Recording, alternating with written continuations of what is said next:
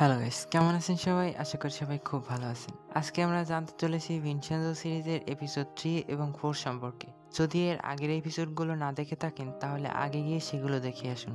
তাহলে এই ভিডিওটি বুঝতে সুবিধা হবে। লিংক আই বাটন এবং ডেসক্রিপশনে দেওয়া হলো। তো এপিসোড 3 এ শুরু হয় ইটালিয়ান অ্যাম্বাসিডরকে দেখিয়ে। সে ভিনসেন্জোর পরিচিত লোক, তাই বাবেলের লোকেরা কিছু না করতে পেরে হতাশ হয়ে চলে যায়। পার্টি থেকে ফিরে চাইয়ং ওর অফিসে যায়। সেখানে ওর বস অ্যাটর্নি হান ওকে বকাঝকা করে, বলে যে রিসার্চারদের মিসিং হওয়ার খবর তাকে কেন জানায়নি। মানে পার্ট 2-তে দেখানো সাক্ষী এবং তার সঙ্গীদের কথা বলা হচ্ছে। তো চাইয়ং বলে এই সমস্যাটি ও নিজেই হ্যান্ডেল করে নেবে। পরের দিন জিসক বিল্ডিংয়ের রেস্টুরেন্টে এসে শেফের খাবারের প্রশংসা করে ওখানে থাকার জায়গা খুঁজে নেয়, যাতে ও ভিনসেন্জোর উপর নজর রাখতে পারে। এবার ভিনসেন্জো বাবেল কোম্পানির একটি নিউ মেডিসিন সম্পর্কে কিছু ফাইল চেক করে জানতে পারে বাবেল তাদের নিউ মেডিসিন RU-90-তে একটি ভয়ানক মাদকদ্রব্য ব্যবহার করছে, যা মানুষের শরীরের জন্য অনেক ক্ষতিকর এবং বাবেলের কারণে এই মাদকদ্রব্য সম্পূর্ণ কোরিয়ায় ছড়িয়ে যাওয়ার আশঙ্কা রয়েছে। তাই এ কথাটা ভিনসেন্জো ইউচ্যানকে বলতে আসে।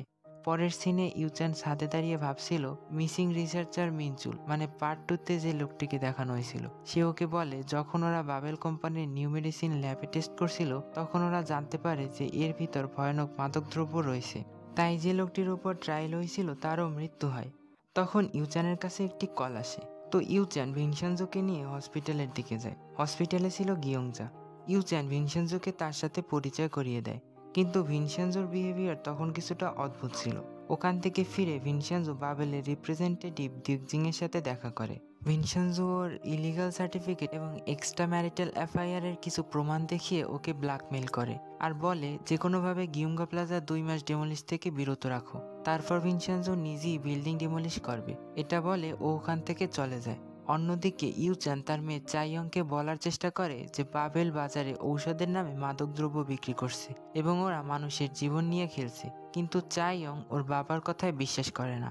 এরপর ভিনসেন্জো ইউচ্যানের বাসায় আসে। যখন ওরা ড্রিঙ্ক করছিল তখন ভিনসেন্জো ওকে গিয়ংজার শরীরের অবস্থা সম্পর্কে জিজ্ঞাসা করে। তো ইউচ্যান বলে তোমার মায়ের সাথে গিয়ে তোমার নিজেরই দেখা করা উচিত। ভিনসেন্জো তো শকড হয়ে যায়। আসলে 5 বছর পূর্বে গিয়ংজার কেস ট্রায়ালের সময় ইউচ্যান ভিনসেন্জোকে দেখে এবং ওর অস্থিরতা ইউচ্যানকে জানান দেয় যে গিয়ংজাই ওর মা। ওই দিন রাতে RDO-90 রিসার্চারদের একটি ব্লাস্টে মেরে ফেলা হয়, যাতে RDO-90 ক্ষতিকর দিকগুলো সম্পর্কে কোনো প্রমাণ না থাকে। মিনচুল বুঝতে পারে যে ওকে হয়তো এভাবে মেরে ফেলা হবে, তাই ও ইউচ্যানকে ফোন করে বলে যে ও সাক্ষী দিতে রাজি আছে। কিন্তু সেদিন রাতেই মিনচুলকে মারার জন্য বাবেল লোক পাঠায়। এদিকে ভিনসেন্জো এবং ইউচ্যান ক্যাফেতে বসে ড্রিঙ্ক করছিল। তখন ইউচ্যানের ফোনে একটি কল আসে। কলটি করেছিল মিনচুল। ইউচ্যান আবার বাইরে গেছিল, তাই কল ভিনসেন্জো দেখে, কিন্তু ও রিসিভ করতে দ্বিধাবোধ করে, তাই ওখানেই রেখে দেয়। এদিকে ততক্ষণে ওই রিসার্চার মিনচুলকে মেরে ফেলা হয়। ভিনসেন্জোর কাছে জানতে পেরে ইউচ্যান এসে মিনচুলকে কল করে, আর তখনই সামনে থেকে একটি গাড়ি এসে ওদের ধাক্কা দেয়। ইউচ্যান এবং ভিনসেন্জো মাটিতে ছিটকে পড়ে আর রক্তাক্ত অবস্থায় নিচে পড়ে থাকে। ওই অ্যাক্সিডেন্টে ইউচ্যানের ওখানেই ডেথ হয়ে যায়। চাইয়ং ওর বাবাকে ওই অবস্থায় দেখে শকড হয়ে যায়। চাইয়ং ওর বাবার জন্য অনেক কাঁদে।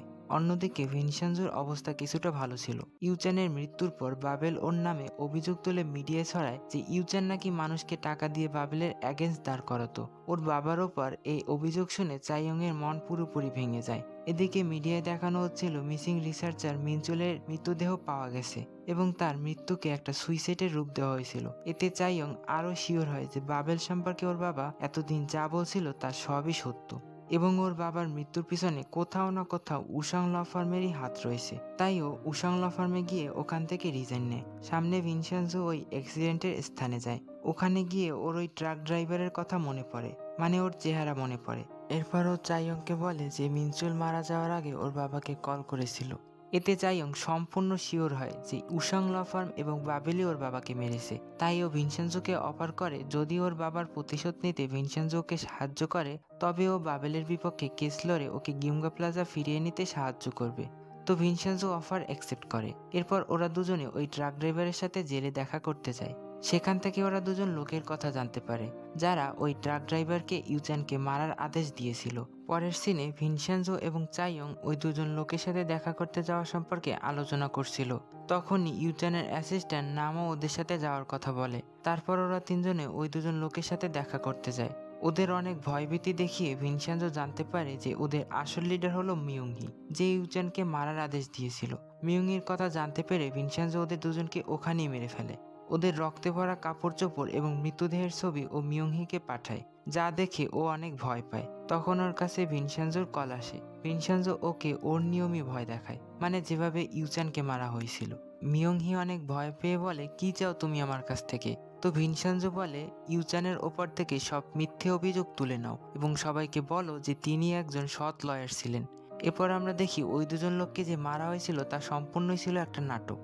ভিনসেন্জো ওদের বাঁচিয়ে রেখেছে এবং ভিনসেন্জো ওদের মাধ্যমে বাবেল ফার্মাসিউটিক্যালের গুদামে পৌঁছায়। গুদামে গিয়ে ওরা কেরোসিন ছিটিয়ে আগুন লাগিয়ে দেয়। গুদামে অনেক কেমিক্যাল পণ্য থাকায় অনেকবার ব্লাস্ট হয়, আর তখনই ওখানে চেয়ারম্যান জাং আসে। হঠাৎ একটা ব্লাস্টে চেয়ারম্যান জাং ছিটকে পড়ে, আর তখনই ওখানে এন্ট্রি হয় বাবেলের আসল চেয়ারম্যানের। যে জুনহু এতদিন সাদাসিধা একজন ইন্টার্ন হিসেবে কাজ করছিল, সেই হলো বাবেলের চেয়ারম্যান। গুদামে আগুন জ্বলার সাথে সাথে ওর চোখেও আগুন জ্বলে, আর এখানেই এপিসোড 4 এর এন্ডিং হয়। গাইস, যদি ভিডিওটি ভালো লাগে তবে আমাদের লাইক, শেয়ার এবং কমেন্ট করে সাপোর্ট করো।